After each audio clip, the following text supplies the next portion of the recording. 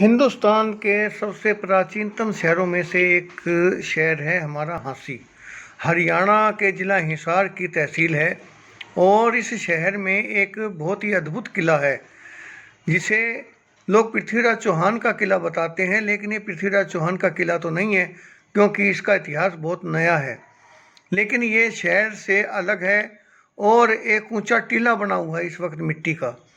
एक ज़माना था जब इस किले से हरियाणा का संचालन होता था, क्योंकि झांसी 1798 से लेके 1802 तक हरियाणा की राजधानी रही है। हरियाणा का गठन हो गया था, जॉर्ज थॉमस ने किया था और ये किला उसकी राजधानी था। यहीं से ही पूरे हरियाणा का संचालन होता था। ये जो भवन आप देख रहे हैं ये उसी काल में बने हैं। इनका निर्माण 1794 से लेके और 1797 के बीच में हुआ है या 98 में, क्योंकि उन्होंने डिक्लेयर ही कर दिया था राजा। और इसके ऊपर अब चंद भवन बाकी बचे हैं। एक दरवाज़ा ये मुख्य दरवाज़ा है और एक बार आपने देखा, और शहर का नज़ारा भी इस किले से बहुत अद्भुत दिखाई देता है। जब हम किले के ऊपर जाते हैं तो चारों तरफ अगर हम नज़र दौड़ाएं तो किला भी और शहर भी बहुत ही रोमांच पैदा करता है, क्योंकि इसका एक एक कण ऐतिहासिक है और बहुत महत्वपूर्ण जानकारी लिए हुए है। इससे पहले कि मैं किले के बारे में आपको और अधिक जानकारी दूं, तो अब तो मैं केवल यही बताना चाहूँगा कि किले के जो मुख्य भवन थे वो तो टूट चुके हैं। चंद भवन इसके ऊपर बचे हैं, कुछ नीचे हैं। ये मुख्य दरवाज़ा है और इस दरवाजे से होकर के हम ऊपर चलेंगे और वहाँ खड़े होकर के कुछ किले के बारे में देखेंगे और इसके बारे में मैं जानकारी भी देने की कोशिश करूँगा। तो अब हम ये किले के दरवाजे से किले के ऊपर चलते हैं और देखते हैं, वहाँ से इस शहर का आनंद भी देखते हैं। और मैं आपको ये बताना चाहूँगा, किले के ऊपर एक ये पॉइंट है जहाँ मैं खड़ा हूँ, यहाँ से बहुत ही अद्भुत चीज़ें दिखाई देती हैं। तो आगे जानकारी इस प्रकार है कि ये किला जो पीछे आप भवन देख रहे हैं, हालांकि आज ये खंडर मिट्टी का ढेर दिखाई देता है, लेकिन 1858 तक यह किला बहुत ही सुंदर था। इस पर बड़ी बड़ी बिल्डिंगें थी, इसके चारों तरफ प्लास्टर था और यहाँ किनारे पे मोर्चे बने हुए थे। और ये किला एक आदमी ने बनवाया था, आयरलैंड से जो आया था जॉर्ज थॉमस, वो अकेला था। उसके साथ और कोई भी यूरोपियन नहीं था। जो थे तो हिंदुस्तान के ही लोग थे। जो उसकी प्रगति में आगे बढ़े, उसको राजा तक बना दिया। तो हिंदुस्तान में केवल एक यूरोपियन था जो राजा बना।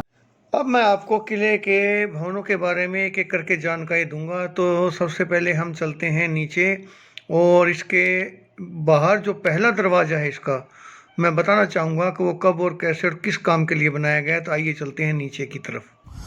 ये जो मैं खड़ा हूँ इस वक्त, ये झांसी के किले का पहला दरवाज़ा है। पहला दरवाज़ा क्यों बता रहा हूँ कि जब इसके शहर के दो भाग किए गए थे तो इस साइड से लेकर इस साइड तक बीच में खाई खोद दी गई थी और यहाँ की जितनी मिट्टी थी वो ऊपर ले जाई गई थी किले पर। और यहाँ पर एक ये दरवाज़ा बनाया गया था, संतरी चौकी भी बोल सकते हैं इसको। और ये दरवाज़ा, इसके आसपास दोनों साइड में बिल्डिंगें थी जिनके अंदर सुरक्षाकर्मी रहते थे। अब इस दरवाजे में दो किस्म के दरवाजे थे, आओ मैं दिखाता हूँ कौन कौन से। एक तो ये फट्टे वाला दरवाज़ा, जैसे इसके साथ जाके बंद हो गया, इधर से दो रस्सियाँ दोनों साइड में हैं, तो जब उसको खोलना हो तो उसको छोड़ दिया तो खाई के ऊपर से आ गया। जब इसकी ज़रूरत नहीं है तो इस को बंद कर दिया जाता था। दूसरा ये है कि दिन के समय भी इसको बंद करना है तो दो हुक लगे हुए इस साइड में, इसको बंद कर देते थे। मतलब दो तरह से दरवाज़ा था ये।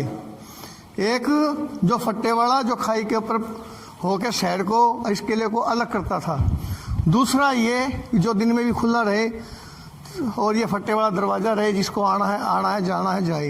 ये एक ऐतिहासिक जगह मैं बताना चाहूँगा आपको, क्योंकि आखिरी लड़ाई राजाओं की हरियाणा में यहाँ ख़त्म हुई थी। इसके बाद कोई लड़ाई हरियाणा में राजाओं की नहीं हुई, क्योंकि कंपनी का शासन आ गया था। आखिरी लड़ाई जो हुई थी वो यहाँ हुई थी, यहीं उस लड़ाई का समापन हुआ था और यहीं फैसला हुआ था। तो ये बहुत महत्वपूर्ण जगह है। इसके साथ साथ मैं आपको थोड़ा सा इधर भी बताऊंगा कि ये ऊंचाई जो दिखाई दे रही है, यहाँ 1947 तक पहले गुड़साल थी, उसके बाद यहाँ कुछ दफ्तर बनाए गए थे, क्योंकि प्रशासनिक दफ्तर 1947। हांसी के किले की जानकारी देने का ये पहला भाग हमारा यहीं समाप्त होता है। और यहाँ तक जो जानकारी दी है वो आपको कैसी लगी, इसके बारे में आप अपने विचार हमें ज़रूर बताएं, प्रकट करें, कमेंट्स करें, शेयर करें, लोगों तक अधिक से अधिक ये जानकारी पहुँचाएं, ताकि सही जानकारी हमारे हांसी के बारे में लोगों तक पहुँच सके। तो ये कार्यक्रम यहीं समाप्त होता है और अगला कार्यक्रम अगले भाग में मैं लेकर के फिर हाजिर हूँगा। नमस्कार, जय हिंद।